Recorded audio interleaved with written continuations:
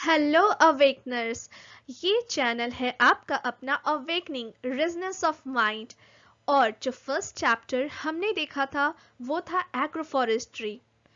तो हमने last chapter में काफ़ी कुछ डिफरेंट चीज़ों के बारे में जाना, उसके एग्रो फॉरेस्ट्री के बेसिक्स के बारे में जाना, इंट्रोडक्टरी पार्ट जाना कि वो क्या होता है, उसकी नीड्स क्या है और उसका जो हम लोग एप्लीकेशन है वो डिफरेंट जगह पे कैसे कर सकते हैं और उसके लिमिटेशंस क्या हैं। पर सिर्फ पढ़ना ही इम्पॉर्टेंट नहीं होता है। मैंने आपको लास्ट क्लास में बताया था कि एग्ज़ाम्स को क्रैक करने के लिए या कॉलेज में ही आपके रैंक्स को बेटर करने के लिए इट्स मच बेटर कि आप एमसीक्यू सीरीज़ को प्रैक्टिस करें या फिर अपने जो थियोरेटिकल आंसर्स होते हैं उनको लिखें। तो हम लोग शुरू करते हैं ये बाइलिंगुअल कोर्स, जिसमें मैं आपको हिंदी में पढ़ाऊंगी और इंग्लिश में नोट्स प्रोवाइड करवाऊंगी। और ये मेरे सोशल मीडिया हैंडल्स हैं अवेकनिंग ऑफ माइंड 5, जिस पे मैं फ्री में पीपीटी जो है जो भी मैं आपको पढ़ाऊंगी वो मैं डाल दिया करूंगी, बट फॉर द नोट्स जो कि ओरिजिनल होंगे काफ़ी सारे पेजेस में वो पेड है and you can drop me a message there कि मैं आपको प्रोवाइड कर पाऊँ और उसके चार्जेस को बता पाऊँ। For now these all things are free, तो आप आराम से पढ़ो and you can practise more. और I hope you will get the maximum marks or selection in your exams. So let's get started. So our first question for today's MCQ is, who generally owns the trees in all land use system in India? हमारे जो देश में बहुत सारे land use systems हैं जो कि मैंने आपको क्लास में पढ़ाया था, वो जनरली किसके द्वारा रखे जाते हैं या ओन किए जाते हैं, उनका ओनर कौन होता है। First option is State Forest Department, second is landowners, third is local communities and fourth is government agency. आप कुछ देर तक आंसर अपने मन से सोचें and then write on your copy और wherever you are comfortable with, like अगर आप मोबाइल के साथ हो तो मोबाइल पर भी आप टाइप कर सकते हो और फिर मैं आपको आंसर बताऊंगी। ऐसे हम एमसीक्यू को सॉल्व किया करेंगे। सो अभी तक आपने आई गेस आंसर को गेस कर लिया होगा if you have attended my first class. तो आंसर है इसका लैंड ओनर्स। सेकेंड क्वेश्चन है, in which regions does the demographic transition lag behind the rest of the world? इसका आंसर आपको आई गेस पता होगा, ये बहुत इजी है और take your time. So the answer is Africa, Indian subcontinent, Latin America, Middle East and Southeast Asia।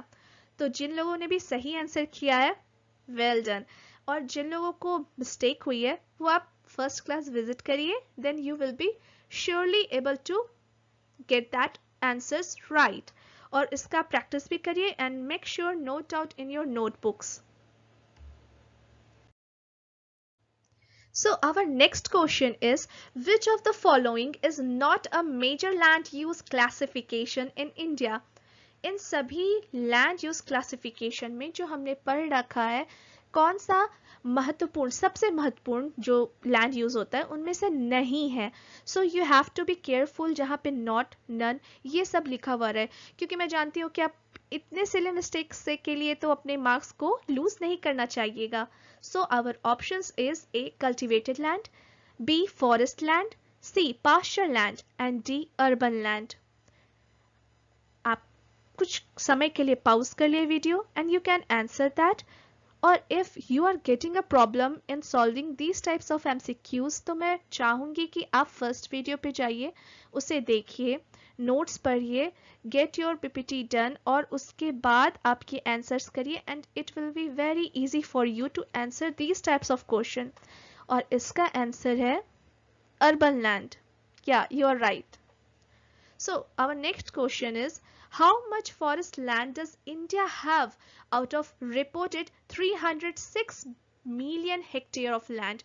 हमारे पास जो रिपोर्टेड है यानी हमारे जो खाते में है 306 मिलियन हेक्टेयर जमीन के, उसमें से कितना हिस्सा जमीन का हमारे जंगलों के लिए इंडिया में है?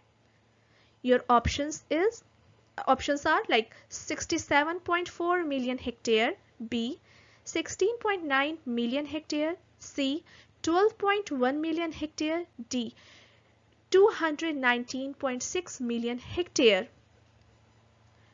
Take your time. तो जिन्होंने भी 67.4 मिलियन हेक्टेयर दिया है, वेल डन टू दोस, और अगर आपको नहीं हो पा रहा है तो read your notes. Next question is, what is agroforestry? And this is, I guess, the easiest question is this series. पहला ऑप्शन है a modern practice of large scale agriculture and forestry. B, combining trees, crops and animals on a small farm. C, a sectoral policy for resource exploitation.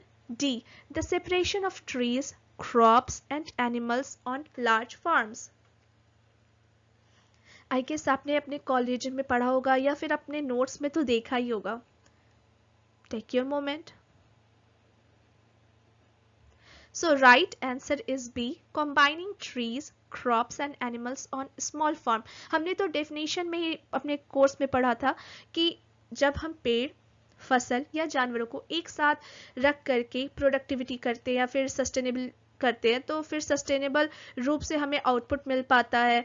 वो बहुत बहुत helpful होता है farmers के लिए, और वही एग्रोफॉरेस्ट्री है. Next question is, why did agroforestry when in temperate zone? क्यों ये कम होते जा रहा है हमारे टेम्परेट जोन में? तो फर्स्ट ऑप्शन है due to influence of British rule in the region. B, large scale agriculture and forestry separated its components. C, lack of knowledge about its benefits.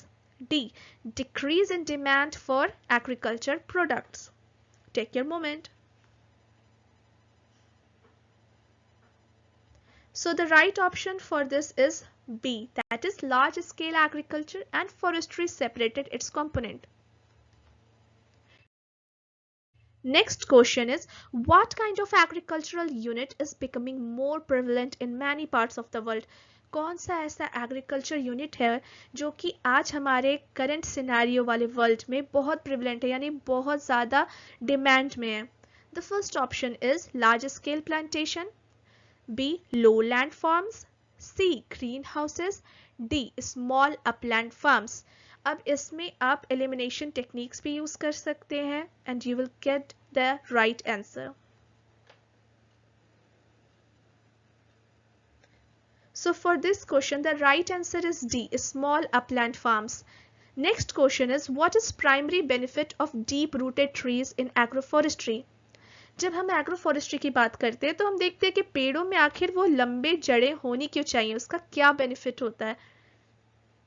A, they require less water than food crops. B, they provide shade for food crops. C, they help prevent soil erosion. D, they absorb moisture and nutrients from the deeper subsoil, benefiting food crops. Take your moment.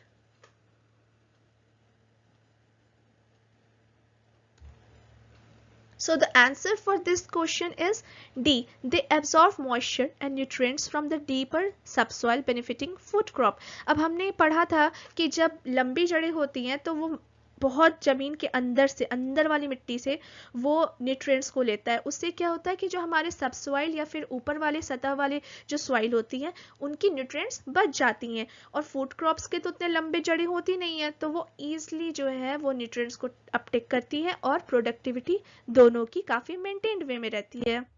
Next question is, what is the purpose of spacing trees farther apart in agroforestry? अब हम जानते हैं कि agroforestry में crop और trees हम लोग बहुत स्पेसिंग का ध्यान रखा जाता है ताकि दोनों एक दूसरे के प्रोडक्टिविटी को अफेक्ट ना कर पाए. तो इसका मेन रीजन पूछ रहा है. ठीक है, अब इसका आंसर तो मैंने आपको थोड़ा थोड़ा दे ही दिया है, तो चलिए ऑप्शंस पढ़ लेते हैं. To reduce sunlight exposure. B, to enhance competition with food crops. C, to improve tree growth. D, to reduce competitive effects on the food crop. Take your moment.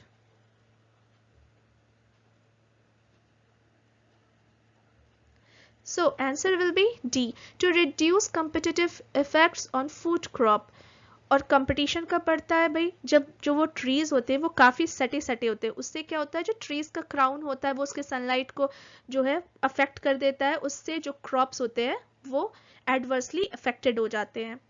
Next question क्या है, what is the main potential of agroforestry in small upland farms.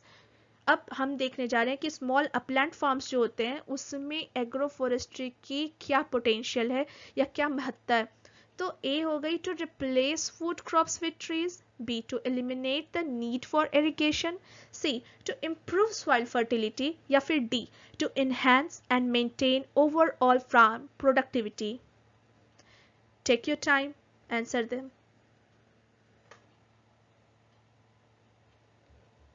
So the right answer for this is to enhance and maintain overall farm productivity. इससे जो है overall जो farm की productivity होती है, उत्पादकता होती है, वो बढ़ी हुई रहती है। Next question is, what type of tree species should be selected for agroforestry to enhance agriculture production?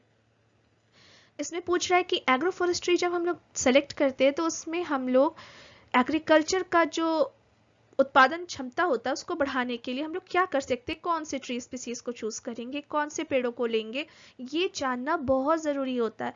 So options are A shallow rooted trees, B medium rooted trees, C deep rooted trees, D nutrient absorbing trees.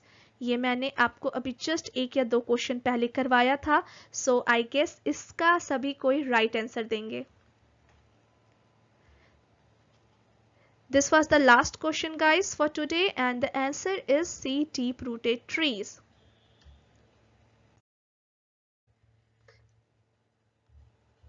तो ये series यहीं पे खत्म होती है, but आने वाले chapters और भी इंटरेस्टिंग होंगे और भी मजेदार होंगे और आपके सजेशंस के द्वारा और भी ज़्यादा फ्रूटफुल रहेंगे। I hope and I am very in positive aspects कि आप इन एमसीक्यू को सॉल्व करने के बाद सिलेबस को कवर अप अच्छे से कर पाएंगे।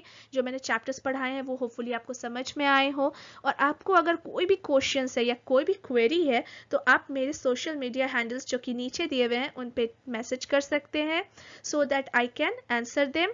और अगर आपको किसी भी तरीके की नोट्स चाहिए देन पीपीटी तो मैं आपको फ्री में ही दूंगी, जो भी मैंने आपको पढ़ाया है।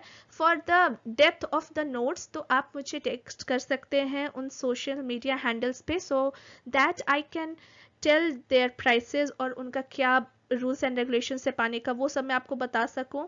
और हाँ, अगर आपको बेनिफिट हो रहा हो इन चैप्टर्स से और या फिर मेरे टीचिंग से, इस चैनल से, तो आप कोशिश करिए कि मैक्सिमम आप शेयर कर पाएँ। Please do subscribe, share, comment and like और शेयर योर फीडबैक पॉजिटिवली। आप मुझे बताओ कि मैं और कैसे और इन्हेंस कर सकती हूँ। बिल्कुल आप मुझे मैसेज करिए मेरे इंस्टाग्राम हैंडल्स पर। और हाँ, 2000 सब्सक्राइबर पार करने के बाद एक ह्यूज सरप्राइज है सभी लोगों के लिए। So stay tuned in the next video. See you, bye.